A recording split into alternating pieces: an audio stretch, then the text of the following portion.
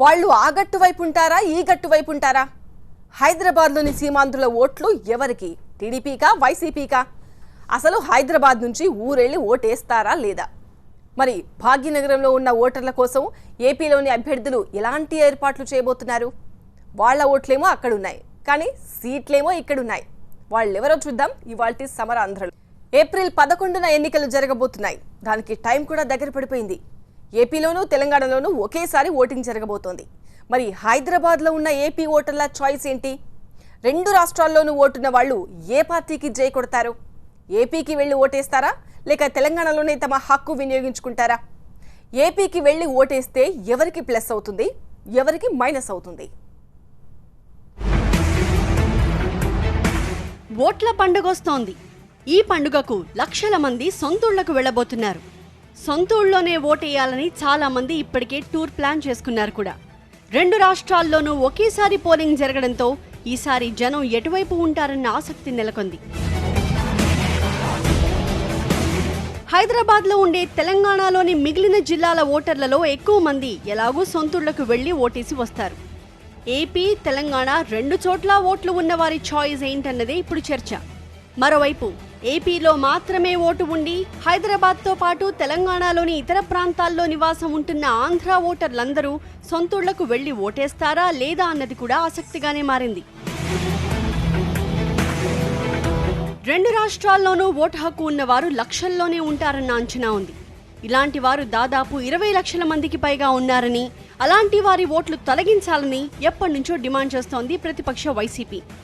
ఆరోపణల సంగతి ఎలా ఉన్నా వీరి సంఖ్య మాత్రం గణనీయంగానే ఉంది. వీళ్లలో ఎంతమంది ఏపీకి వెళ్లి ఓటేస్తారు, లేదంటే తెలంగాణలోనే తమ హక్కును వినియోగించుకుంటారా అన్న చర్చ నడుస్తోంది. అయితే వాతావరణం చూస్తుంటే మాత్రం ఏపీకి వెళ్లడానికి చాలా మంది ఆసక్తి చూపుతున్నారని తెలుస్తోంది. ఎందుకంటే ఆర్టీసీ, రైల్వే సర్వీసులన్నీ ఎప్పుడో ఫుల్ అయిపోయాయి. వీటితో పాటు సొంత వాహనాల్లో ఊరెళ్లి ఓటేసి రావాలన్న ఉత్సాహం కూడా చాలా మందిలో కనిపిస్తోంది. తెలంగాణ, ఏపీ ఆర్టీసీ సంస్థలు బస్సుల సంఖ్యని పెంచబోతున్నాయి. ఏపీ సర్వీసులు తెలంగాణకి రోజు 531 నడుస్తున్నాయి. ఇవి కాక 10వ తేదీన 211 స్పెషల్ బస్సుల్ని నడుపుతున్నారు.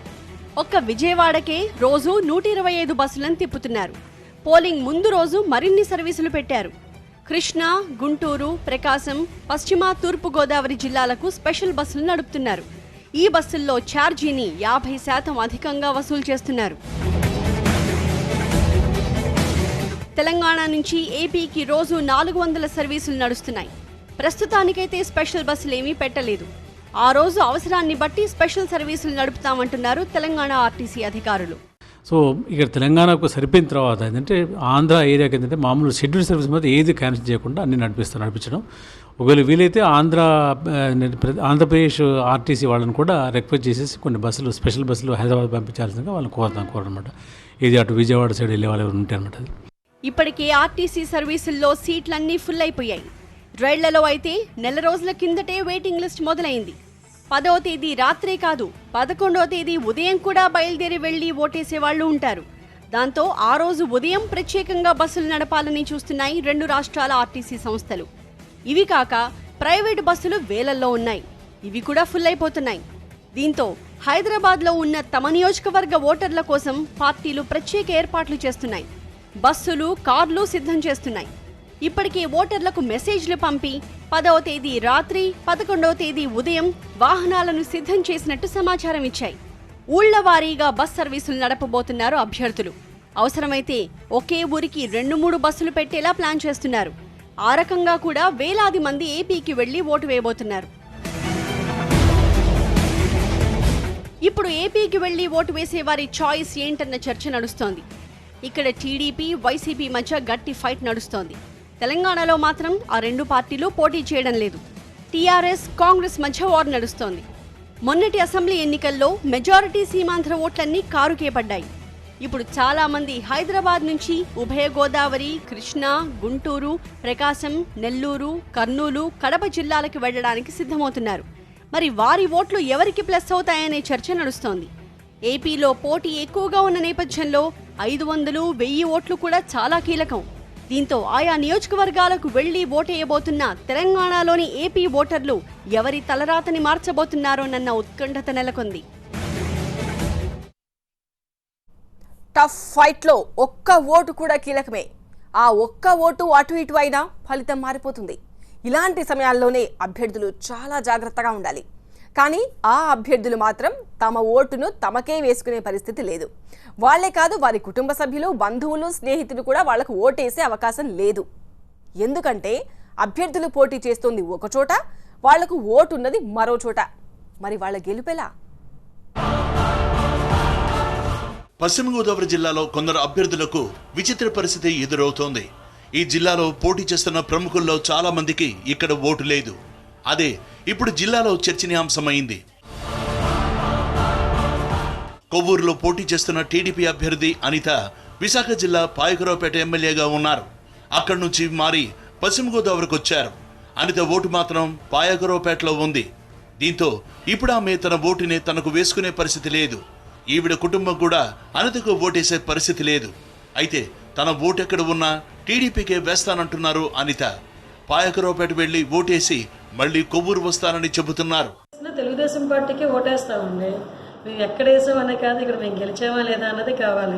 ఇక్కడ ఫస్ట్ థింగ్ ఏంటంటే నేను ఆల్ ఆఫ్ సడన్ రావడం బట్టి నేను ఓటుని మార్పించుకోవడానికి ఇబ్బంది అయింది తప్ప, లేకపోతే నాకు ఒక 1 month బిఫోర్ తెలిసి హ్యాపీగా నా ఓటు ఇక్కడికి నేను పెట్టుకునేదాన్ని. ఇంకా నేను కూడా ఫీల్ అవుతున్నా, అయ్యో నా ఓటు నేను వేసుకోలేకపోతున్నానే అనే బాధ అయితే నాకు ఉంది. కానీ ఇంకొక ఎమ్మెల్యే గెలిచేదానికి నా ఓటు ఉపయోగపడుతుంది కదా. నా ఓటేం వేస్ట్ అవ్వలేదు. నేను అక్కడికి వెళ్ళి ఆ రోజు ఓటేసుకుని వస్తాను. కొవ్వూరు సిట్టింగ్ ఎమ్మెల్యే మంత్రి జవహర్ పరిస్థితి ఇలాగే ఉంది. ప్రస్తుతం ఈయన కృష్ణా జిల్లా తిరువురు నుంచి టీడీపీ తరపున పోటీ చేస్తున్నారు.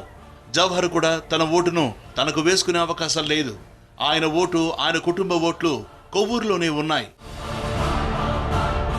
ప్రజాశాంతి పార్టీ అధ్యక్షుడు కేఏ పాల్ పరిస్థితి ఇదే. తన పార్టీకి లక్షల ఓట్లు వేసి తనను సీఎం చేయాలని కోరుతున్న పాల్ తన ఓటును తనకే వేసుకునే ఛాన్స్ లేదు. ఎందుకంటే ఆయనకు విశాఖలో ఓటుంది. పాల్ పోటీ చేస్తోంది మాత్రం పశ్చిమ గోదావరి జిల్లా నరసాపురం అసెంబ్లీ, పార్లమెంటు నియోజకవర్గాలు. అంటే తనకు 2 ఓట్లు వేసుకునే అవకాశాన్ని కోల్పోయారు కేఏ పాల్. భీమవరంలోనూ పోటీ చేసేవారే కానీ నామినేషన్ తిరస్కరణకు గురవడంతో అక్కడ మిస్ అయిపోయారు. లేదంటే ముచ్చటగా 3 ఓట్లు వేసే అవకాశాన్ని కోల్పోయేవారు పాల్. పశ్చిమ గోదావరి జిల్లాలోనే జనసేన నుంచి పోటీ చేస్తున్న కీలక అభ్యర్థుల పరిస్థితి ఇదే.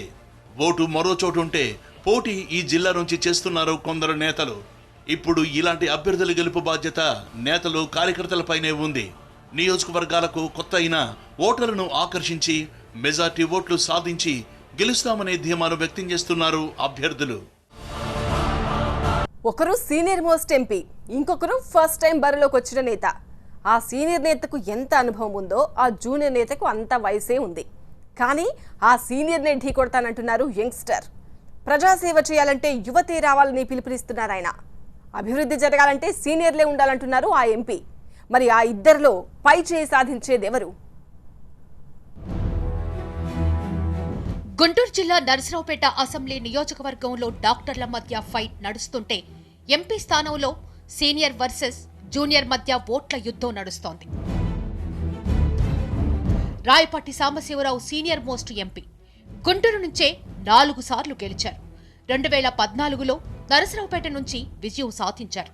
మళ్లీ ఇప్పుడు అక్కడి నుంచే పోటీ చేస్తున్నారు. మధ్యలో ఒకసారి రాజ్యసభ ఎంపీగానూ పనిచేశారు. జిల్లా రాజకీయాల్లోనే కాదు, రాష్ట్ర రాజకీయాల్లోనూ మంచి గుర్తింపు ఉంది ఈయనకు. ఉమ్మడి ఏపీ విభజన సమయంలో కాంగ్రెస్ను ధిక్కరించి సస్పెన్షన్కు గురయ్యారు. ఆ సమయంలో టీడీపీలో చేరి అయోధ్య రామరెడ్డిపై గెలిచారు. ఈసారి ఎన్నికల నుంచి తప్పుకుందామనుకున్నారు రాయపాటి. కొడుకు రంగబాబును పోటీ చేయించాలని చూశారు. చివరి నిమిషం వరకు దీనిపై తర్జన భర్జన కొనసాగింది. సీట్ల సర్దుబాటులో మళ్లీ ఆయనకే అవకాశం ఇచ్చింది అధిష్టానం. దీంతో నరసరావుపేట నుంచి రెండోసారి పోటీ చేస్తున్నారు ఈయన. కమ్మ సామాజిక వర్గానికి చెందిన రాయపాటికి జిల్లా అంతటా మంచి సంబంధాలున్నాయి. ఇంతటి సీనియర్ మోస్ట్ ఎంపీని ఈ 35 ఏళ్ల కుర్రోడు ఢీకొడతాడంటున్నాడు. విజ్ఞాన్ సంస్థల అధినేత లావు రత్తయ్య తనయుడు లావు కృష్ణదేవరాయ వైసీపీ నుంచి నరసరావుపేట ఎంపీ అభ్యర్థిగా బరిలో ఉన్నారు. గతంలో గుంటూరు పార్లమెంటు ఇన్ఛార్జిగా ఉన్నారు. తరువాత నరసరావుపేటకు మారారు. రాయపాటికి ఉన్న అనుభవం, సంబంధాలు ఈయనకు లేవు. అయినా ఆయనతో ఢీ అంటే ఢీ అంటున్నారు. ఎన్నో ఏళ్లుగా విజ్ఞాన్ విద్యా సంస్థల్లో చదువుకున్న విద్యార్థులు వారి తల్లిదండ్రులతో ఉన్న సంబంధాలను ఉపయోగించుకొని జనంలోకి వెళ్తున్నారు, ప్రచారంలో దూసుకెళ్తున్నారు. ఇద్దరూ ఒకే సామాజిక వర్గానికి చెందినవారు కావడంతో పోటీ ఆసక్తికరంగా మారింది. వెనుకబడిన పల్నాడును అభివృద్ధి చేయడమే తమ లక్ష్యమంటున్నారు రాయపాటి. తాను ఎవరిని వ్యక్తిగతంగా విమర్శించబోనని, ఆయన ఏం చేస్తాడో ప్రజలకు చెప్పాలని, జనమే తేలుస్తారని వ్యాఖ్యానిస్తున్నారు. లావు కృష్ణదేవరాయలు మాత్రం రాయపాటిని కొంచెం గట్టిగానే టార్గెట్ చేస్తున్నారు. తాను యంగ్స్టర్ అని, ప్రజలకు సేవ చేయాలంటే తనలాంటి వాళ్లే కావాలని చెప్తున్నారు. టీడీపీకి అభ్యర్థి దొరక్క రాయపాటిని ఇబ్బంది పెడుతుందని విమర్శిస్తున్నారు లావు కృష్ణదేవరాయలు. ఆయన ఏం చేస్తాడు చెప్పండి, ఎవరి దగ్గరికి వెళ్తాడు? ఇప్పుడు ఆయన నేను ఆయన గురించి కామెంట్ చేయకూడదు, తప్పది. ఆయన కూడా ప్రత్యర్థి, మా సోదరు లాంటి నేను వాళ్ళ సంగతి నేను చెప్పకూడదు. నా విషయం నేను చెప్పుకున్నాను, ఆయన విషయం ఆయన చెప్పుకోమనండి. తప్పకుండా ఆ ప్రాంతం అభివృద్ధి చేస్తామండి. సాగునీరు అనేది సమస్య ఉంది, దాన్ని తప్పకుండా పూర్తి చేస్తామండి. అదేవిధంగా అగ్రికల్చర్ యూనివర్సిటీ ఒకటి, వెటర్నరీ యూనివర్సిటీ ఒకటి, రెండు కూడా గురిజాలు కానివ్వండి, మాచర్లు కానీ పెట్టిస్తాను తప్పకుండా. బొల్లాపల్లి మండలం కూడా చాలా బ్యాక్వర్డ్ ఏరియా. ఈసారి నేను బొల్లాపల్లి మండలం మొత్తం కూడా దత్తత తీసుకొని ఆ మండలం మొత్తం కూడా డెవలప్ చేస్తాను.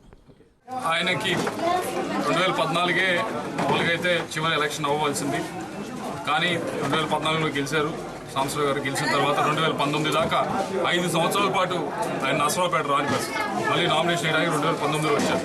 నామినేషన్ గుంటూరులో ఉన్నట్టే గుంటూరులో కూర్చొని నామినేషన్ చేసి అక్కడ ఉండిపోయారు. కానీ ఇక్కడ నామినేషన్ మార్చడం ద్వారా ఇక్కడ రావడం జరిగింది. దాంతోపాటు ఆయన చెప్పారు, ఏమైనా 15 రోజుల క్రితం అంటారు, నేను ఈసారి పోటీ చేయను, నాకు కొన్ని ఇబ్బందులు ఉన్నాయి అని చెప్పి ఆయన చెప్పడం జరిగింది. చెప్పినా కానీ తెలుగుదేశం పార్టీ వారికి క్యాండిడేట్ దొరక్క మళ్ళీ ఆయనకి ఆరోగ్య సమస్యలు ఉన్నా కానీ, లేకపోతే ఆర్థిక పరమైన సమస్యలు కొన్ని ఉన్నా కానీ, నేను చేయలేదని చెప్తే కానీ టీడీపీ వాళ్ళకి క్యాండిడేట్ దొరక మళ్ళీ ఆయన్ని. మరి జనం సీనియర్ మోస్ట్ కు ఓటేస్తారా లేక యంగ్స్టర్ కు జై కొడతారా అన్నది తేలాలంటే ఫలితాల వరకు ఆగాల్సిందే.